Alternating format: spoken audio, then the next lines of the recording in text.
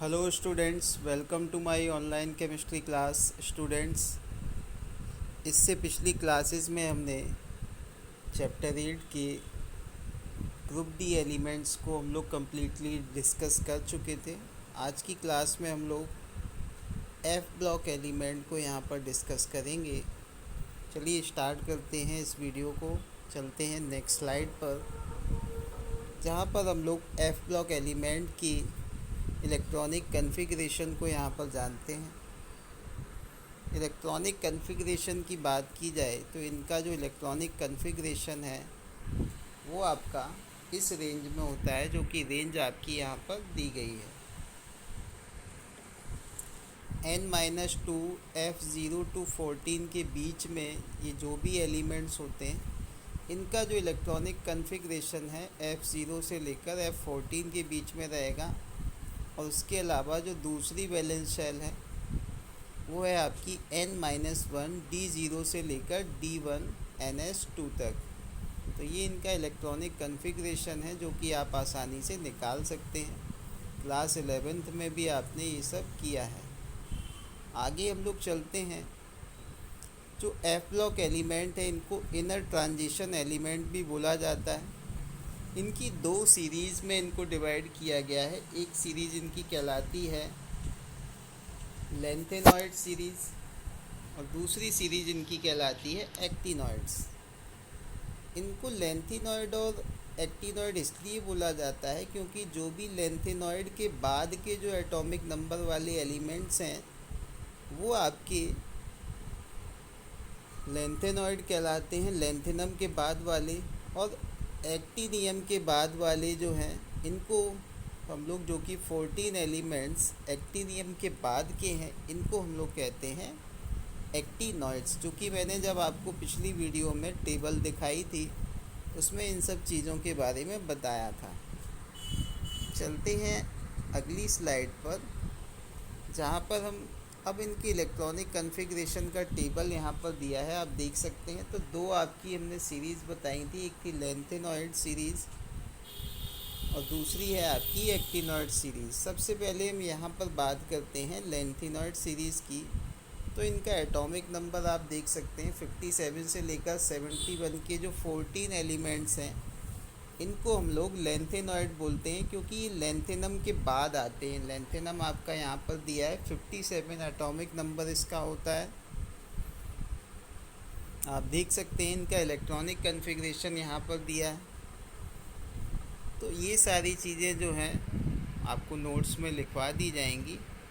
आगे हम लोग चलते हैं नेक्स्ट स्लाइड पर, जहाँ पर हम इनकी प्रॉपर्टीज़ के बारे में बात करते हैं। फिज़िकल प्रॉपर्टीज़ के बारे में बात करेंगे और भी जो प्रॉपर्टीज़ ये एफ ब्लॉक एलिमेंट शो करते हैं उनके बारे में डिस्कस करेंगे। सबसे पहले बात करते हैं एटॉमिक रेडियस और आयोनिक रेडियाई की। एक्चुअली स्टूडेंट्स क्या होता है, ये जो आपके एफ ब्लॉक एलिमेंट हैं ये क्या करते हैं, पॉजिटिव चार्ज जो है इनमें बढ़ जाता है। न्यूक्लियस का जो चार्ज है, अट्रैक्शन पावर है, वो ज़्यादा हो जाती है। और न्यूक्लियस का अट्रैक्शन पावर अगर बढ़ जाएगी तो वो वैलेंस शेल के इलेक्ट्रॉन को अपनी तरफ खींचेगा।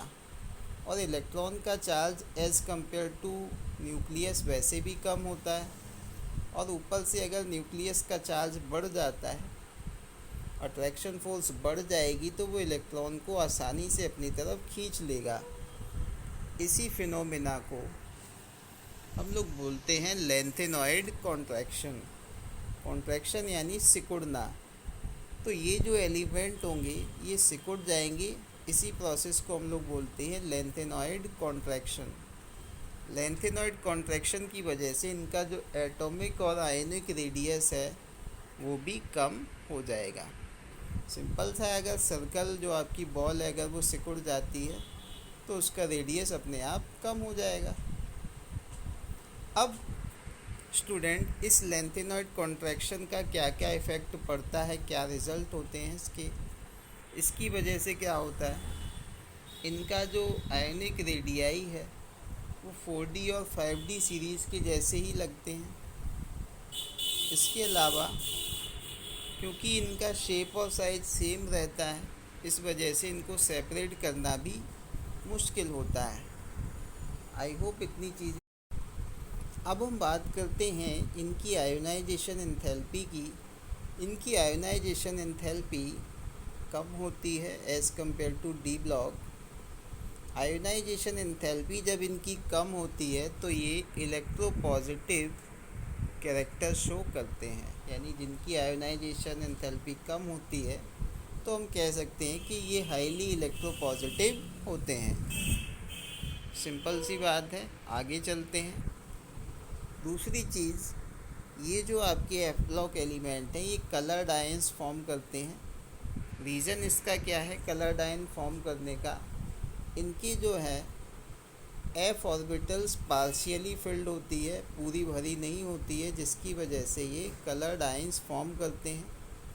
एब्जॉर्प्शन बैंड जो है इनका कम है, यानी कि लाइट एब्जॉर्ब नहीं करते हैं कलर को, उसको रिफ्लेक्ट करते हैं। रिफ्लेक्शन की वजह से ये कलर्ड आयंस के रूप में पाए जाते हैं।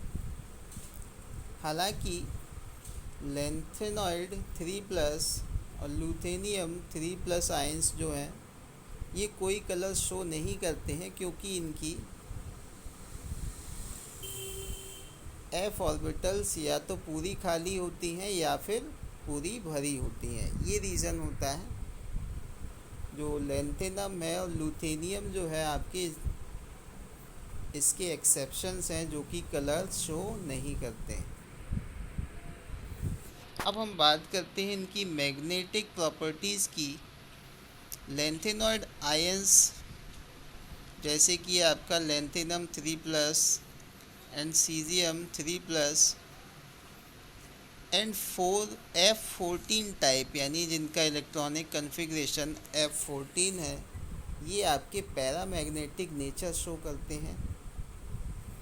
और नियोडाइमियम जो आपका एलिमेंट है वहाँ तक पैरामैग्नेटिज्म इनका बढ़ता जाता है। लैंथेनॉइड्स जो हैं मैग्नेटिक ससेप्टिबिलिटी शो करते हैं, क्योंकि जो है यहाँ पर काफ़ी सारे अनपेयर्ड एफ इलेक्ट्रॉन्स हैं, यानी मैग्नेट के कांटेक्ट में आते ही ये मैग्नेट की तरफ डायरेक्ट हो जाते हैं, यानी कि अट्रैक्ट होने लगते हैं।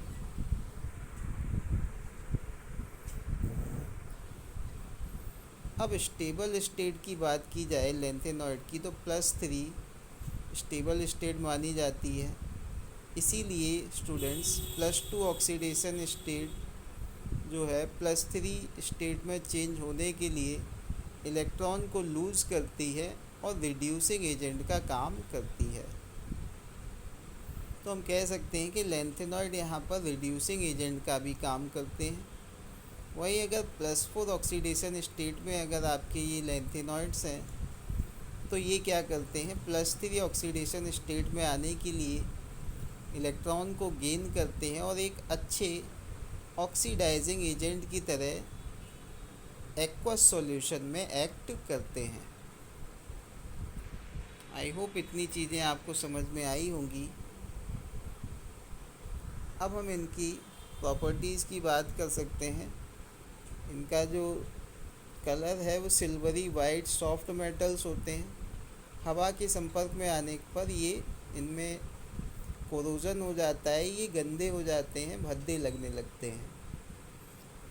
Hardness increases with increasing atomic number, जैसे जैसे इनका एटॉमिक नंबर बढ़ता है वैसे वैसे इनकी हार्डनेस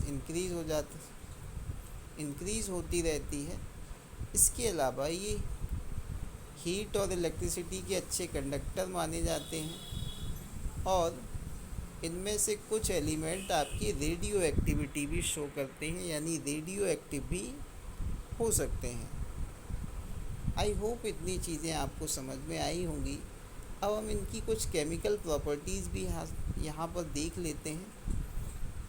तो केमिकल प्रॉपर्टी की अगर बात की जाए तो मेटल कंबाइंड विद हाइड्रोजन, ये जो मेटल्स हैं आपके हाइड्रोजन के साथ कंबाइन करते हैं जब भी ये हीट के साथ इनको कंबाइन कराया जाता है। अब अगर कार्बाइड की बात की जाए तो ये जो लैंथेनॉइड है कार्बाइड भी बनाते हैं जब मेटल को हम कार्बन के साथ हीट करते हैं। इसके अलावा ये हाइड्रोजन गैस भी रिलीज़ करते हैं डाइल्यूट एसिड के साथ रिएक्शन करके। इसके अलावा ये ऑक्साइड और हाइड्रो ऑक्साइड फॉर्म करते हैं। इनको आप आगे एग्जाम्पल में देख सकते हैं। तो ये तो थी स्टूडेंट लैंथेनॉइड की बात। अब हम बात करते हैं एक्टिनॉइड्स की। ये जो आपके एक्टिनॉइड्स हैं, जितने भी आपके आइसोटोप्स हैं, ये सारे रेडियो एक्टिव हैं। इसमें आपके इनमें से ज़्यादातर क्या होते हैं, बहुत मतलब कम समय के लिए अर्थ पर पाए जाते हैं। इसमें आपका थोरियम और यूरेनियम ये आपका जो है अर्थ क्रस्ट में काफ़ी ज़्यादा मात्रा में पाया जाता है, और बाकी जो है आपकी न्यूक्लियर प्रोसेस के द्वारा बनते हैं। यूरेनियम और थोरियम को छोड़कर बाकी सारे आपके जो है इनकी लॉन्ग हाफ लाइफ्स नहीं होती। केवल आपकी जो है थोरियम और यूरेनियम की जो है लॉन्ग हाफ लाइफ्स इन एलिमेंट्स में शो करते हैं। यानी 14 में से ही केवल 4 एलिमेंट ऐसे हैं जिसमें आपका थोरियम है, यूरेनियम 235 है, यूरेनियम 238 है यानी आइसोटोप है यूरेनियम का। इसके अलावा Pu244 ये आपके जो है लॉन्ग हाफ लाइफ शो करते हैं। बाकी आपके जो है जनरली प्रेजेंट नहीं होते हैं। इनको बनाने के लिए हमें न्यूक्लियर प्रोसेस का यूज़ करना पड़ता है। आई होप इतनी चीज़ें आपको समझ में आई होंगी। इनकी जो ऑक्सीडेशन स्टेट होती है एक्टिनाइड्स की, +3 ऑक्सीडेशन स्टेट शो करते हैं।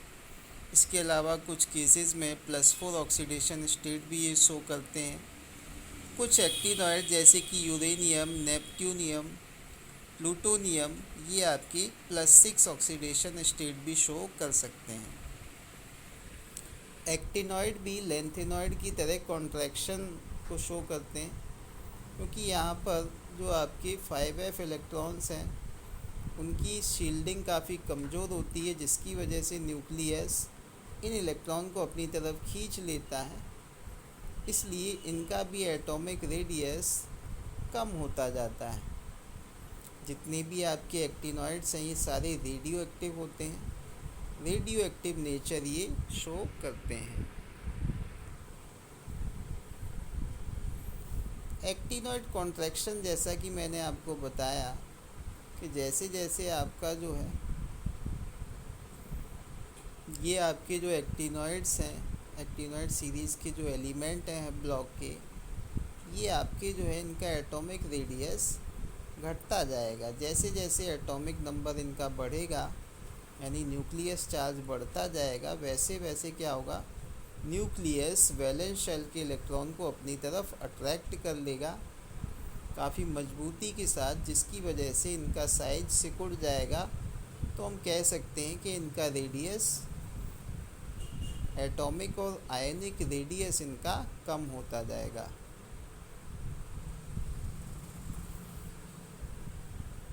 स्टूडेंट, आई होप आपको ये चीज़ें समझ में आ रही होंगी। मैग्नेटिक प्रॉपर्टी की बात की जाए तो ये आपके जनरली पैरामैग्नेटिक बिहेवियर शो करते हैं। इसके अलावा मेल्टिंग और बॉइलिंग पॉइंट की बात की जाए तो ये हाई मेल्टिंग और बॉइलिंग पॉइंट शो करते हैं। आई होप इतनी चीज़ें आपको समझ में आई होंगी। आगे हम बात करते हैं आयोनाइजेशन एंथैल्पी की। इनकी आयोनाइजेशन एंथैल्पी कम होती है, इसलिए ये हाईली इलेक्ट्रोपॉजिटिव होते हैं। कलर की बात की जाए तो ये जनरली कलर्ड फॉर्म में होते हैं। कलर डिपेंड करता है नंबर ऑफ़ 5f, यानी f वाला जो आपका ब्लॉक है, f वाली जो आपकी सब शेल्स हैं, उसमें नंबर ऑफ़ इलेक्ट्रॉन्स पर डिपेंड करेगा इनका कलर। अगर 5f वाले में 3 इलेक्ट्रॉन हैं तो रेड कलर शो करते हैं, और 5f सेल में अगर 4 इलेक्ट्रॉन हैं तो ये ब्लूइश कलर शो करते हैं। इसी के साथ स्टूडेंट ये चैप्टर आपका आज कंप्लीट होता है। आई होप आपको ये चैप्टर अच्छे से समझ में आया होगा। कोई दिक्कत कोई परेशानी आपको इस टॉपिक में नहीं आई होगी। चलिए इसी के साथ इस वीडियो को ख़त्म करते हैं। Thank you, have a nice day.